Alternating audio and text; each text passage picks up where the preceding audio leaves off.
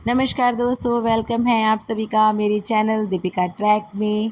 तो आज हम निकल चले हैं सुबह सुबह। गेस करिए कहाँ निकल के जा रहे हैं। तो चलिए आप ब्लॉग में बने रहिएगा, लास्ट तक आपको देखने मिलेगा कि हम सब कहाँ जा रहे हैं। ये सुबह के 5:30 बज रहे हैं और दिन है 13 तारीख। मुझे ब्लॉग लाने में थोड़ा टाइम लग गया है, समझ सकते हैं आप लोग, इसे बनाने में टाइम लगता है। तो आप सबको आगे पता चलेगा कि हम कहाँ तक जा रहे हैं। ज़्यादा सस्पेंस नहीं रखूँगी। और क्योंकि गर्मी का टाइम था, बहुत ज़्यादा गर्मी थी, इसीलिए हम लोगों ने सुबह-सुबह जल्दी निकलने का डिसाइड किया कि जल्दी निकलेंगे तो थोड़ा-सा तो मौसम ठीक मिलेगा, उसके बाद तो गर्मी हो जाती है। तो देन हम सब सोनभद्र से निकले हैं और पहुंच चुके हैं इलाहाबाद अपने घर, यानी कि मैं अपने मायके पहुंच चुकी हूं। और यहाँ पे ये मेरी भाभी मुझे रंग लगा रही हैं, पैर में आलता लगा रही हैं और मैं यहाँ ठंडी-ठंडी से आइसक्रीम खा रही हूँ, क्योंकि अब यहाँ से मुझे तुरंत रवाना होना है अपने ससुराल के लिए। तो बस मायके गई थी मैं 1 घंटा रेस्ट करने के लिए, खाना-पीना खा के रेस्ट किया और तैयार हुए वहाँ से और फिर निकलते हैं हम अपने ससुराल जाने के लिए। तो भाभी ने मेरे लिए अच्छी सी आइसक्रीम बनाई कि आप ठंडा-ठंडा खा के जाइए, जिससे कि आप कूल-कूल फ़ील करें।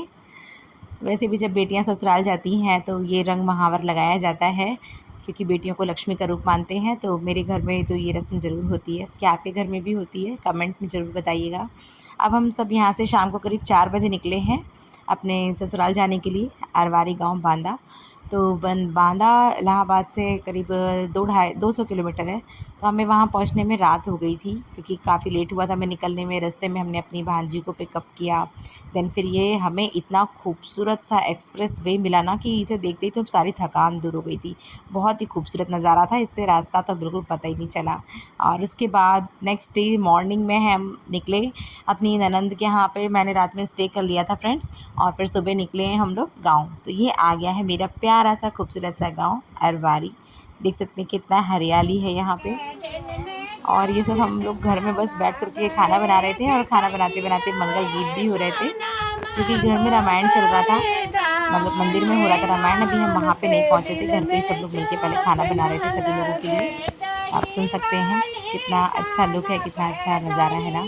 यहाँ मेरी नंदे जेठानी भांजियाँ सब हैं, हम सब साथ में मिलके खाना बना रहे हैं। और ये चूल्हा की रोटी, वाह क्या बात है! ये तो बहुत नसीब से मिलती है, जो कि अब देखने ही नहीं मिलती हैं, लेकिन मेरे गाँव में मिल जाती हैं अब खाने के लिए भी। तो इस गीत का आनंद लीजिए आप लोग भी।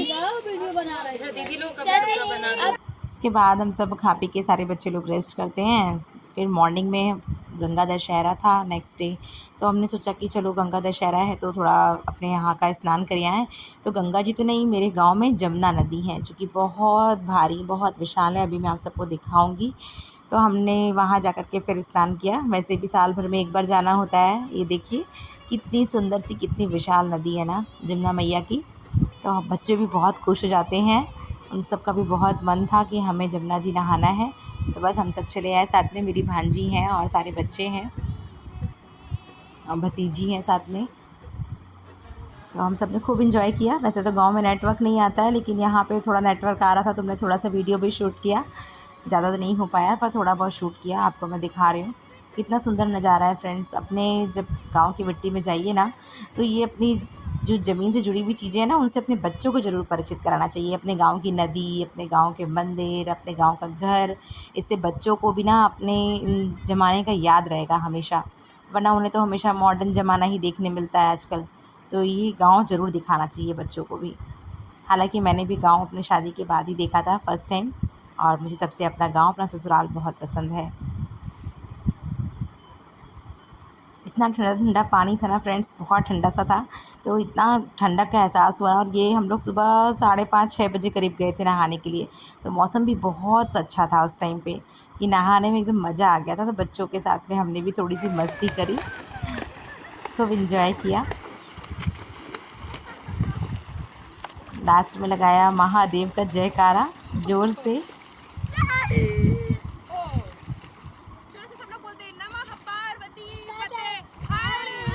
हर हर महादेव।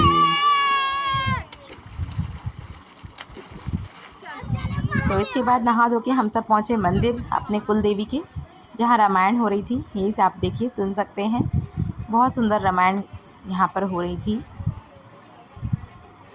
लास्ट ईयर यहीं पर हमने भागवत रखी थी, भागवत की पूजा हुई थी और उसके बाद ये 1 साल पूरे होने पे रामायण का वो रखा गया था कि रामायण सुननी है। तो यहाँ पर हम सब ने बैठ के साथ में रामायण सुनी। ये मेरी माता जी हैं जो ताली बजा रही हैं, अभी मैं आपको दिखाऊंगी। यहाँ पे स्थापना हुई है।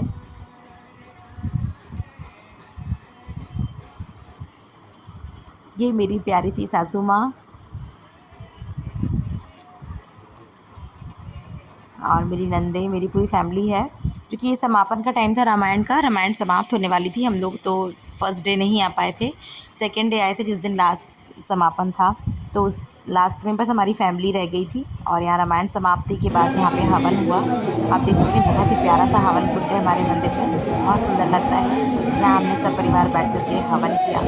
मन को ना बहुत शांति मिलती है जब भी आप अपने गांव जाइए, अपने देश जाइए, तो वहाँ पे एक पूजा पाठ का ज़रूर रखना चाहिए, जिससे कि ना सब लोग एक तो एकत्रित हो जाते हैं, साथ में इकट्ठा होते हैं, वो देख के अच्छा लगता है और साथ में घर में कुछ अच्छा काम हो जाता है। पूजा संपन्न होने के बाद फिर हुआ भंडारा। तो भंडारा में भी पूरा गांव खा चुका था, खाली हमारे फैमिली मेम्बर ही बचे थे, क्योंकि अभी हम लोग हवन के बाद ही खाते, तो बस अब हम सब लास्ट में खा रहे हैं। वो उधर दूर बैठे मेरे जेठ जी लोग खा रहे हैं और फिर सब हम लोग मंदिर से पूजा संपन्न करके घर को लौटने लगे। मेरी भांजियाँ हैं, जेठानियाँ हैं, मेरी बहू है, तो हम सब बस घर लौट के आए कि पूजा की अब समाप्ति हो गई है। और पीछे आप देख सकते हैं मेरे गांव का नज़ारा कितना सुंदर लग रहा है ना। और फिर हम आए थके हारे और इसके बाद फिर हम सब थक हार के आते हैं, खटिया बिछा के बस पंचायत करने बैठ जाते हैं कि अब सब लोग बहुत थक गए थे। रामायण 24 घंटे की थी। मेरे हस्बैंड हैं लेटे हुए हैं क्योंकि इन लोगों ने तो रात भर ड्यूटी दी थी और हम सब तो अगले दिन गए थे। तो बस अब सब लोग गप्पे मार रहे थे यहाँ बैठ कर के, जैसे होती है गाँव की पंचायत। ये मेरे घर का द्वार है, वहाँ सब लोग बैठे हुए थे। इस तरीके से ये रामायण संपन्न हुई और हमारे लौटने का भी समय हो गया। यहाँ मेरी सासू माँ हम सब की विदाई कर रही हैं और वो बच्चों को ज़बरदस्ती कुछ ना कुछ दे रही हैं अपना आशीर्वाद के रूप में, जो मैं मना कर रही हूँ कि आप मत परेशान होइए। लेकिन कहाँ मानती हैं, माँ तो माँ होती है ना। लोगों को अपने ना ससुराल से मतलब मायके से विदा होने में लगता होगा ना, लेकिन मुझे तो मेरी ससुराल से भी जब विदाई होती है ना फ्रेंड्स, तो मुझे उतना ही दुख होता है। क्योंकि मेरे ससुराल में भी मुझे बहुत प्यार मिलता है, सब बहुत सम्मान मिलता है, सब लोग मुझे बहुत इज़्ज़त सम्मान देते हैं। मैं जब भी जाती हूँ ना, तो मुझे कभी नहीं लगता है कि मैं अपने ससुराल आई हूँ या मायके आई हूँ, क्योंकि मुझे प्यार दोनों जगह बहुत बराबर मिलता है। और जो मेरी सासू माँ है ना, वो तो मुझे बहुत मानती हैं, बहुत बहुत प्यार करती हैं मुझसे। तो आप देखिएगा अभी वो इतना बच्चों जैसा रोने लगती हैं ना जब भी मैं वहाँ से आती हूँ। वो क्योंकि अपना घर छोड़ के आ नहीं सकती हैं, आती हैं घूमने फिरने कभी कभी, तो 1-2 महीना रह के चली जाती हैं मेरे पास से। अब ये उनका पुराना घर है, उनको इसी से लगाव है, तो वो यहाँ से नहीं जा सकती हैं। लेकिन मुझे छोड़ने में भी उन्हें उतना ही कष्ट होता है।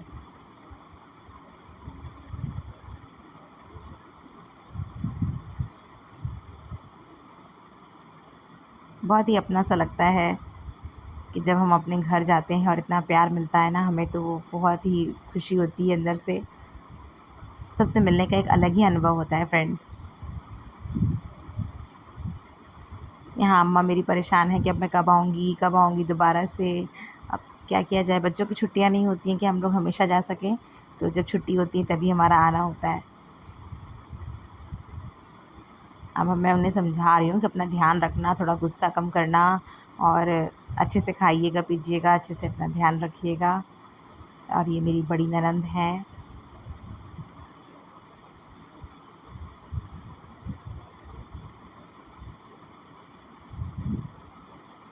सच में मुझे भी ना उतना ही रोना आता है वहाँ से लौटने में, जितना अपने मायके से आता है ना, उतना ही दुख मुझे अपने ससुराल से आने में भी होता है।